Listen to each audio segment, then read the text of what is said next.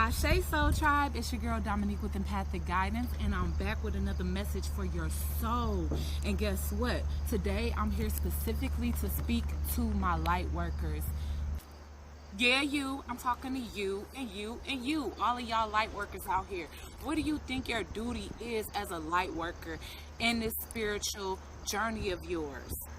Before you became a light worker, what were you? Were you questioning your purpose? Were you questioning what you came on this earth to do? Were you questioning why you think so differently than the rest of the people, the rest of your peers and family members, brothers, sisters, cousins, your neighborhood friends on the block, the people you went to school with? Have you always questioned why people were drawn to you for advice, why people look to you to receive comfort, to receive healing, for a word of advice, for a word of wisdom?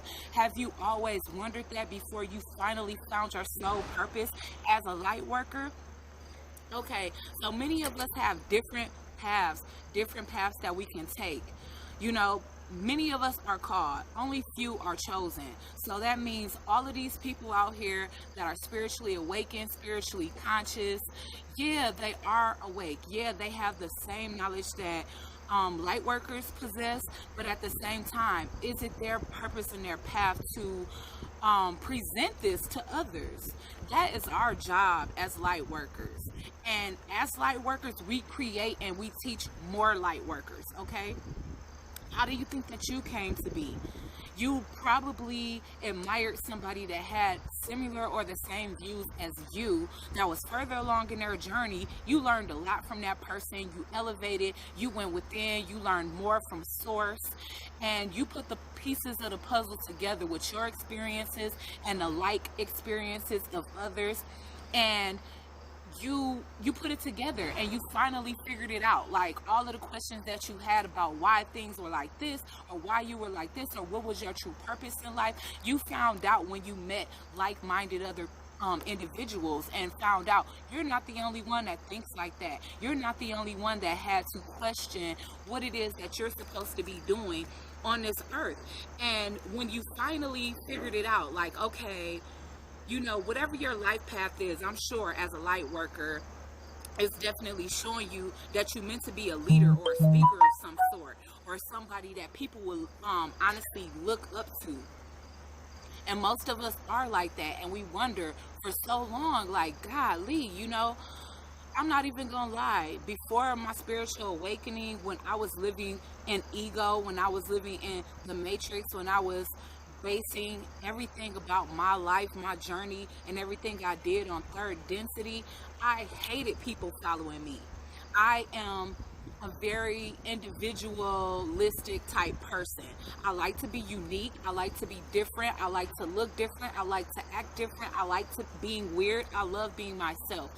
And people were really drawn to the things that I do and the things that I say, to the point where they would start to do the same thing. And it used to upset me so much. But guess what? It's your purpose to be a teacher, no matter how it is that you teach. There are many paths in light workmanship, as far as I do tarot card work, there's healing work, tantric work, there's Reiki healing. There's so many different avenues of healing, but ultimately each and every last one of us are teachers in some form or fashion, and it is our job to not only calibrate the collective consciousness of humanity, but it's also our job to help other potential light workers graduate to their light workmanship. Okay, so you can't have that type of spiritual ego where you feel like they're copying me, or they're doing this, or they're doing that, or they're using my verbiage, or they're stealing my ideas. They're not stealing your ideas, love. You're a teacher. You have students out here in the world. But as a teacher, it should be your goal for your students to one day become a teacher as well. And that's exactly what we were put here for. Source can't do all the work. He can't reach every individual, or spirit cannot reach every individual in this world that is meant to be a light worker, or that is meant to wake up, or that is meant to be in a conscious community and help teach others. That is our job. That's why I said many are called and few are chosen. So take your job seriously and don't look at it like, oh, somebody is copying you, or you can't speak a word or have an idea or have a type of fashion without people coming and, kind of, I don't want to say leeching off of that idea, because we shouldn't consider it leeching. We should consider it exactly what it is, and that's teaching. And every single teacher should want their student to someday become a teacher as well. And that's the way it has to go. How will this continue? How will our goal to calibrate the consciousness of humanity actually work if we depended on only ourselves, or solely ourselves, or the people who are already here doing light work? No, you have to create more light workers in order for that to work. In order for the generations that's going to be behind us, are going to be coming up when we already have finished our days on this earth. This has to continue. And furthermore, it's also very egoic, very spiritually egoic, to think that you're the first to have a concept.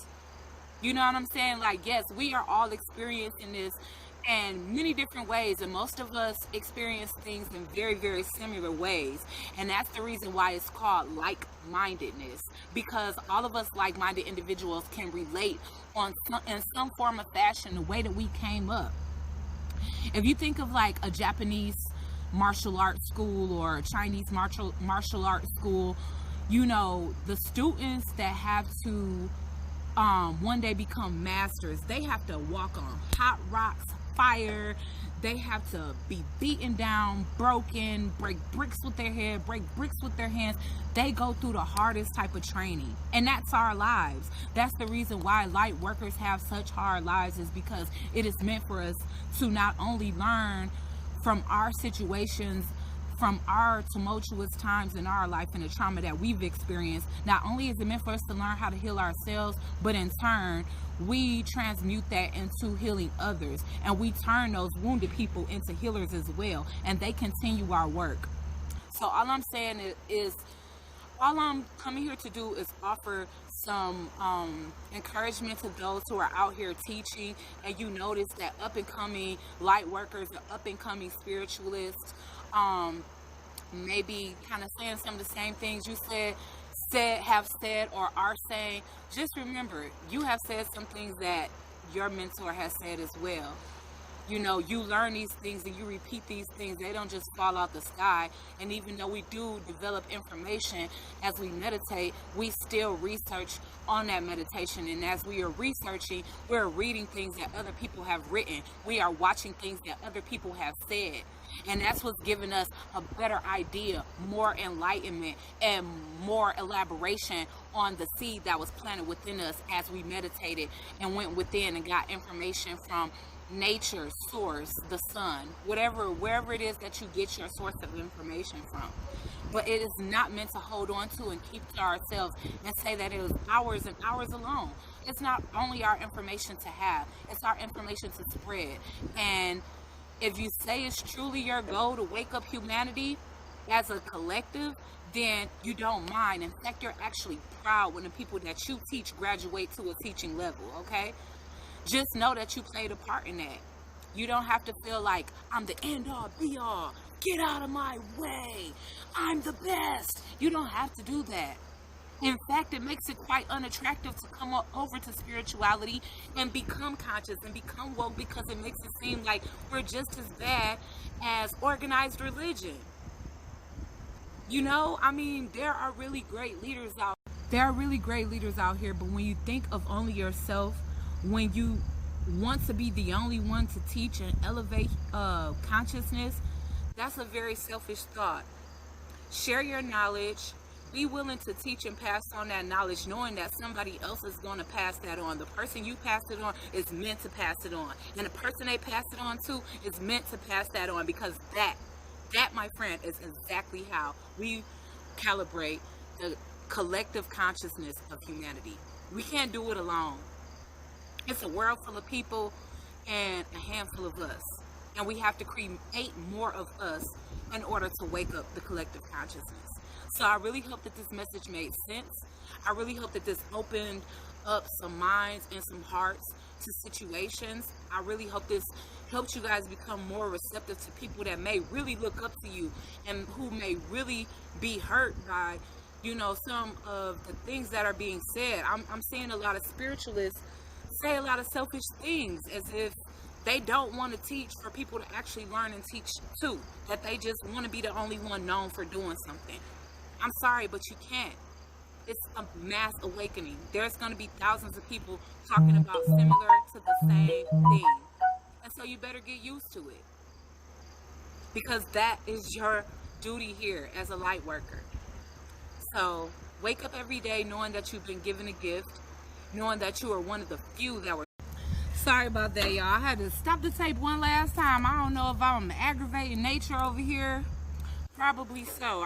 Oh, you know what? I didn't even think about it, but I anointed my stones in prosperity oil, and that's probably what the bees smelled. But one tried to sting me in my hand and then messed around and died because of it. Because they couldn't get the stinger in. It just left a little bruise on my hand, but it's okay.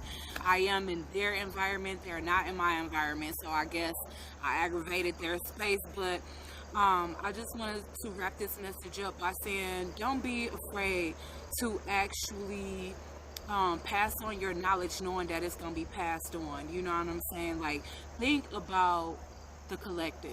Think about your mission, period. Each and every last one of us say that we're here to help wake people up. Well, that is how you do it.